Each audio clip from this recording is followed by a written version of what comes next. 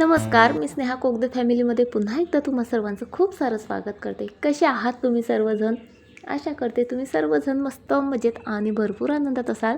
बघताय ना तुम्ही बाहेर इतकं मस्त म्हणजे इतकं छान वातावरण आहे. आभाळाचा कलर तर इतका गोड दिसतोय. ॲक्च्युली आता ना म्हणजे 5:45 वाजून गेलेत. तशी उठली तर मी 5:15लाच. माझं आवरलं आणि आरूची एक्झाम चाललेली आहे. सो मॅडम अभ्यासासाठी उठलेले आहेत. सो थोडा वेळ तिला दिला आणि फायनली मी आलेली आहे किचनमध्ये. आता दररोजचं रुटीन जे आहे तुमच्यासोबत शेअर करते आहे. सकाळची माझी गडबड. सो सर्वात आधी तर सवयीप्रमाणे आधी गॅसचा ओटा मस्त क्लीन केला, गॅस ऑन केला आणि चला पहिलं काम असतं माझं स्वतःचं गरम पाणी ठेवायचं. सो ते ठेवलं. पिहूला दूध हवं असतं सकाळी तेही खारकेचं आणि ते बनायला जरा वेळच लागतो बघा. सो त्यामुळे आधी मी दूध ठेवून देते. म्हणजे कसं माझं पाणी वगैरे पिणं होईस्तोवर, स्वयंपाकाची प्रिपरेशन होईस्तोवर पिहूचं दूध म्हणजे तयार होऊन जातं. नाहीतर मग अशी गडबड होते ना नंतर. कारण 2च बर्नरची शेगडी आहे बघा. मग भाजी करायची, पोळी करायची, का ब्रेकफास्टचं बनवायचं, का दूध तापवायचं, असा गोंधळ होऊन जातो. म्हणून मी उठले की पहिले पिहूचं दूध बनायला ठेवते. म्हणजे नंतर म्हणजे माझं काम निवांत होतं. त्यानंतर काल रात्री दही लावलं होतं बघा. इतकं मस्त जमलंय ना, अगदी घट्ट बनलंय. चला आता याचा नंबर फ्रीजमध्ये. म्हणजे गॅसच्या ओट्यावर जास्तीचा पसारा असला ना कामं सुचत नाहीत. म्हणून कसं एकदाचा मी तो पसारा कमी करावा असं जे आहे माझं चाललेलं असतं. सो चला आता गरम पाण्यामध्ये मस्त निंबू आणि सहज टाकून पिते आणि त्यानंतर मग कामाला सुरुवात करते. आज मी बनवणार आहे जेवणामध्ये लौकीचे पराठे, ठेचा आणि बस इतकंच बनवणार आहे आणि ब्रेकफास्टसाठी उपमा बनवते आहे. बघा बऱ्याच जणी काय करतात, लौकी म्हणजे आधी खिसून घेतात, त्यानंतर त्याचं पाणी काढून टाकतात, नंतर पराठे म्हणजे भिजवतात त्यामध्ये कणिक. पण खरं सांगू का, तसं केलं ना त्या लौकीमधले सर्व व्हिटॅमिन्स, मिनरल्स काय काय त्या पाण्यासोबत वाहून जातं. म्हणून मी काय करते म्हणजे पूर्णच लौकी न खिसता मला पाहिजे तितकीच खिसते आणि त्यातच मग बेसन, गव्हाचं पीठ वगैरे मिक्स करून छान भिजवते. एक्स्ट्राचं पाणी मी फार कमी यूज करते, कारण नंतर हळूहळू लौकीला पाणी सुटतं आणि मग ते जे पीठ आहे ते जास्त सेलसर होतं. म्हणून पाणी मी ॲड करतच नाही. आधीच लौकीच्याच पाण्यात छान भिजवून घेते. म्हणजे लागलं तर मग करता येते ॲड तसं. बरं चला मस्त भरपूर मी कसुरी मेथी, ओवा, तिखट, मीठ, हळद सर्व घालून मस्त इथे पीठ मळून घेतलं. आता पटपट मला कामाला लागायचं आहे. आरूला विचारलं मी तर मग ती बोलली मला ठेचा चालेल मम्मा, नाहीतर मी शेंगदाण्याची चटणी वगैरे बनवून देत असते, पण ठेचा तिला जास्त आवडतो. आणि इतक्यात मी ज्या मोठ्यावाल्या लंब्या येतात हिरव्या मिरच्या त्या यूज करते आहे बघा. त्याने ठेचा म्हणजे खूप जास्त झोमणारा तिखट होत नाही आणि थोडं तिखटही व्हावा म्हणून साध्याही मिरच्या घालते मी तशा त्यात. पण या मिरचीचा ठेचा तुम्ही कधी करून बघा, इतका मस्त लागतो ना, मुलंही छान खाऊन घेतात. सो अशा प्रकारे बघा मी सर्व जे आहे भाजून घेतलं. ठेचा बनवायला गेली तर आरू बोलली नाही मम्मा मला ठेचा नकोच, आज मला लोणचंच दे. म्हटलं ठीक आहे बाई. ठेच्याचं बाजूला ठेवलं आणि इथे उपमा बनवायला घेतला आणि सोबतच पराठे ऑल दॅट जे आहे माझी सकाळची घाई गडबड जी आहे चाललेली आहे. कारण ही सर्व आटपून नंतर मला पिहूलाही रेडी करायचं असतं.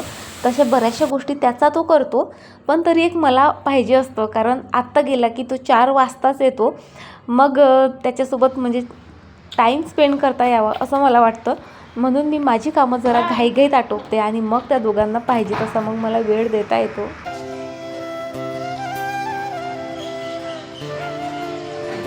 खाली गेलाय पिऊ पण बघा इथपर्यंत आवाज येतोय.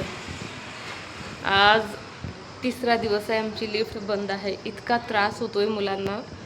झाल्या 3-4 कंप्लेंट देऊन, म्हणजे आम्हीच 3-4 केल्यात, बाकी बिल्डिंगच्या लोकांनी तर केल्या असतील त्या वेगळ्याच.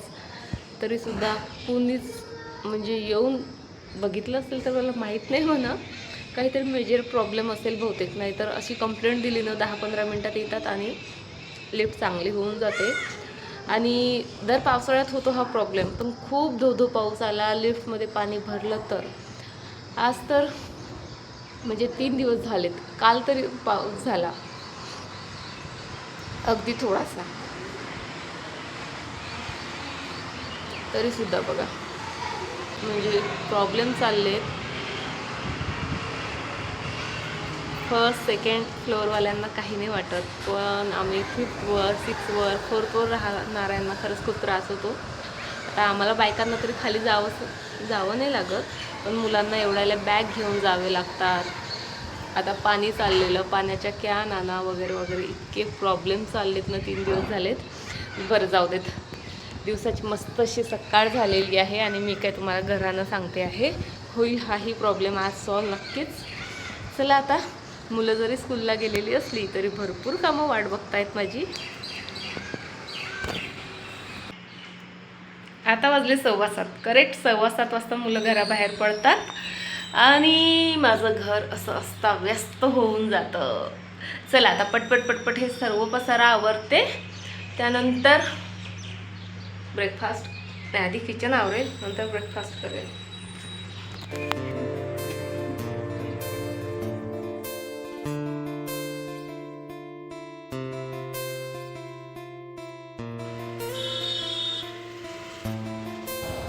उपमा करायला घेतला आणि नेमका पिहू उठला. आणि पिहूचं असं असतं, तो झोपेतनं उठला की त्याचा पहिला वर्ड असतो मम्मा, आणि मम्मा तिथे हजर असली पाहिजे, मग तर त्याचा मूड मग दिवसभर फ्रेश असतो. मी जर लगेच गेली नाही ना की मग तो लगेच चिडचिड करत येतो, तो येऊन बसतो इथे चेअरवर, पण त्याचा मूड जरा असाच, म्हणजे कामं महत्त्वाचं आहे, तुला मी महत्त्वाचं नाही, आणि बस मग तेव्हापासून त्याचं चिडचिड नाही तरी पण त्याचा मूड खराब होऊन जातो. त्यामुळे माझा तरी प्रयत्न असतो, हातातलं काम सोडून मी आधी जाते त्याच्याजवळ. आणि आज नेमकं तेच झालं, उपमा बनवायला घेतला आणि पिहू उठला. जसं मम्मा आला ना तसं मी रवा पटकन घाईत टाकला आणि निघून गेली. आणि त्यामुळे मीठ घालायला विसरली. आता शाळेतून मॅडम आल्यात की मग येणार आहे मजा. माहीत नाही कसा तो उपमा खाईल.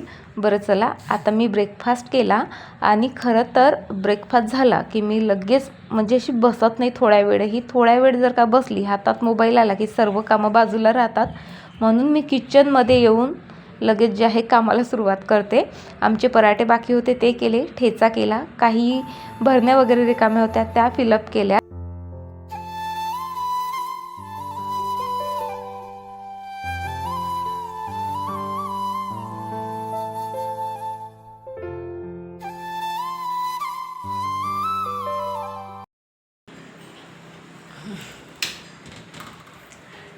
सर्व किचन आवरलं. हात दुखतो माझा आज, माहिती आहे का, इतका मूर्खपणा केलाय मी, काय सांगू. पण इथं आलं ना खूप छान वाटतं. काल जितकी मेहनत केली ना, म्हणजे इतकं छान वाटतंय. प्रत्येक वेळेस किचनमध्ये आल्यावर एक मस्त स्माइल येते माझ्या चेहऱ्यावर, खूप मस्त वाटतंय. आणि मूर्खपणा काय केलाय सांगू, आज सकाळपासून पाऊस नव्हता. 9 वाजलेत, 10 वाजलेत, पाऊस नव्हता. त्यामुळे मी काय केलं, मस्त स्वयंपाक केला, त्यानंतर पूर्ण किचन व्यवस्थित क्लीन केलं, झाडून काढलं, घर पुसलं आणि व्हिडिओची कामं केली. त्यानंतर आंघोळीला गेले,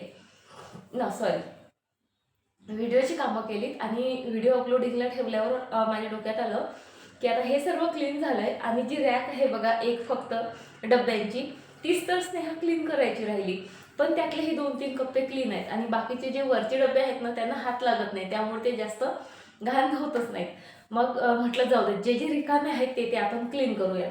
सो टाकी गव्हाची, त्यानंतर ज्यात माझी ग्रॉसरी असते ती टाकी आणि 1-2 डबे रिकामे होते, ते आंघोळीच्या आधी घासून घेतले. आणि एक किडा आला डोक्यात, म्हटलं आता सर्व घरच क्लीन झालंय, स्नेहा बेडरूमच कशाला ठेवते. सुरुवात तर खरं तर बाथरूमपासून केली बघा, ते क्लीन केलं. त्यानंतर गार्डन, बॅल्कनी, ड्राय बॅल्कनी, त्यानंतर हॉल क्लीन झाला, किचनही क्लीन झालं. म्हटलं चला आता बेडरूमही क्लीन करू.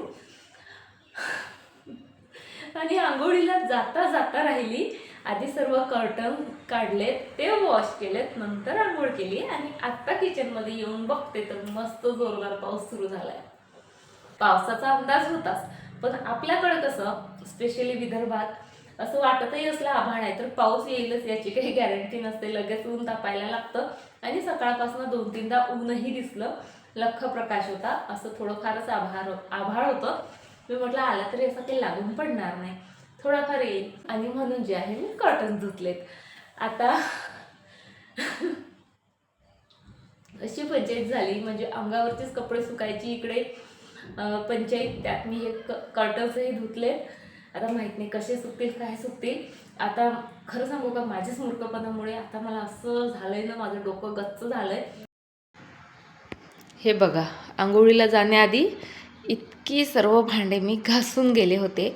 आणि काल म्हणजे क्लिनिंग केल्यानंतर हा एरिया दाखवला मी तुम्हाला, पण हे दाखवायचं राहिलं होतं. बघा, हे पण गॅसच्या ओट्याच्या खाली पण बघा छान व्यवस्थित क्लीन करून जे आहे मी सर्व रचून ठेवलं आहे. इथे ना खूप जास्त पसारा झाला होता. तो सर्व पसारा अडगळीतला मी काढला. म्हणजे खूप साऱ्या वस्तू मी अशा साचून ठेवल्या होत्या, कधीतरी कामात येतील, कधीतरी कामात येतील, मी काहीतरी DIY करेल. पण काल खूप मनावर दगड ठेवला आणि सर्वच्या सर्व क्लटर डस्टबिनमध्ये फेकून दिलं आहे. सो इथे जर असं तुम्हाला पसारा दिसेल, पण ऑप्शनच नाही आहे हे सामान ठेवायला. हे असंच काहीसं दिसतं आणि हे असं काहीसं. आता मॉड्युलर किचन नाही आहे, त्यामुळे इतका हा पसारा दिसणारच आहे. तरी बऱ्यापैकी खूप चांगल्या प्रकारे अरेंज करायचा जो आहे मी प्रयत्न केलेला आहे. मॉड्युलर किचन असलं की कसं हा पसारा तेवढा दिसत नाही.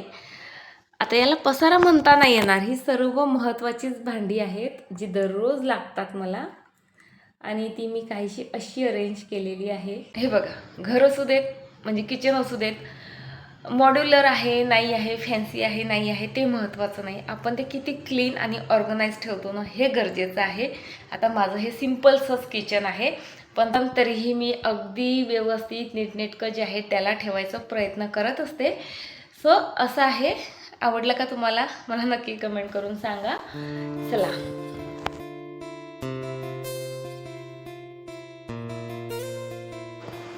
त्याचा थोडाही अंदाज घेतला नाही बघा.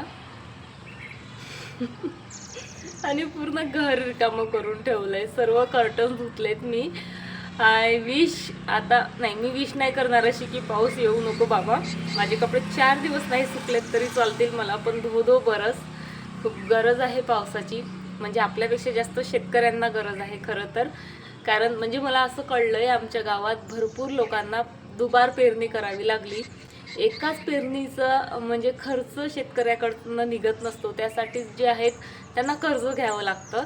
आणि दुबार पेरणीचं संकट आलं की मग तर म्हणजे नंतर किती पिकेल काय पिकेल, खर्चच इतका जास्त लागून जातो की. आता थोडा वेळ बसलेत आम्हीचे पप्पासमोर. सो म्हटलं फक्त झाडून घेते. भिंतीवर तुम्हाला दाखवलं ना, इतकी राग गोळा झालेली आहे की विचारू नका. सो तितकं जाळं काढून ती भिंती तरी पुसून घेते. आणि या आर्टबद्दल मला खूपदा कमेंट्स येतात. सो ते आर्ट आधी मी तुम्हाला दाखवते. या बोर्डसाठी कमेंट्स येत आहेत की ताई हे बोर्ड कसं बनवलं, कोणता कलर यूज केला, कशावर बनवलं. सो चला याबद्दल सांगते मी.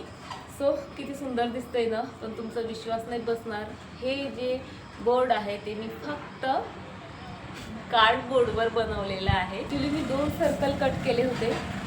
काहीतरी वेगळा प्लॅन होता माझा, पण नंतर तो प्लॅन कॅन्सल झाला आणि माझ्या डोक्यात हे बोर्ड बनवायचं आलं. सो पुन्हा ते कार्डबोर्ड मी जसं तसं चिपकवलं.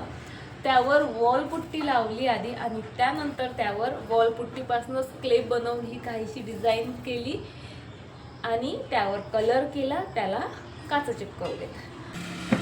सो पहिला प्रश्न तर कशावर केलं तर कार्डबोर्डवरच केलेलं आहे. आणि तुम्ही आता माझे व्हिडिओ बघतात जवळपास 2 वर्ष झालेत, पण त्याच्याही आधी 2-1 वर्षापासून हे माझ्यासोबत आहे. सो कार्डबोर्डवर बनवलेलं ही क्राफ्ट बरेच दिवस टिकतं आणि आपल्या घराची शोभा वाढवतं. असं बघून कोणी म्हणेल का की हे कार्डबोर्डवर बनवलेलं आहे? नाही ना, कुणीच विश्वास नाही ठेवणार.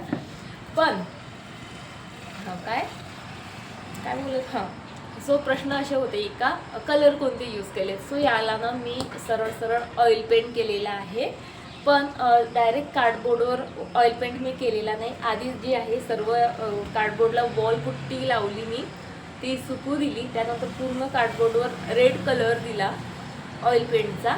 त्यानंतर वॉलपुट्टी, फेविकॉल आणि त्यात थोडासा मैदा वगैरे आणि कागदाचं कागदाचं म्हणजे पाण्यात मिक्स करून वगैरे पुठ्ठा बनवून जे आहे असं मी केलेलं आहे. तुमच्यासोबत शेअर मी कसं क्ले बनवते तर. सो तसा क्ले बनवून जी आहे ही डिझाईन बनवलेली आहे आणि त्यानंतर त्या डिझाईनला व्हाईट कलर केला आणि नंतर त्यामध्ये हे मिरर चिपकवले. खूप सुंदर आहे, खूप सुंदर. म्हणजे माझ्या वन ऑफ द बेस्ट आर्टपैकी हे आर्ट आहे आणि खरंच कुणी असं बघून म्हणतच नाही की हे मी जस्ट कार्डबोर्डवर बनवलेलं आहे म्हणून. आणि टिकाऊ पण आहे बऱ्यापैकी, क्लीनही इझिली होऊन जातं आणि खूप सुंदर दिसतं. आय होप तुमच्या सर्व प्रश्नांची उत्तरं तुम्हाला मिळाली असतील. कार्डबोर्डवरच आहे, ऑइल पेंटच यूज केलेला आहे, होममेड क्लेच आहे, म्हणजे काय तर वॉलपुट्टीच आहे. तो इतक्या वेस्ट गोष्टीपासून हे इतकं सुंदर जे आहे माझं काय ते बनलेलं आहे. हे आर्ट याला कोणतं आर्ट म्हणतात? हां, हे माझं लिप्पन आर्ट बनलेलं आहे. हां, कसं दिसतं मला नक्की कमेंट करून सांगा. बरं चला, आता गप्पा मारून माझं काही होणार नाही. चान्स मिळालाय मला. आरोहीचे पप्पा समोर बसले, तितक्या वेळात जे आहे मी माझं घर मस्त बेडरूम जे आहे मस्त क्लीन करते आणि तुम्हाला उद्या भेटते. तोपर्यंत फ्रेंड्स स्वतःची काळजी घ्या. बाय.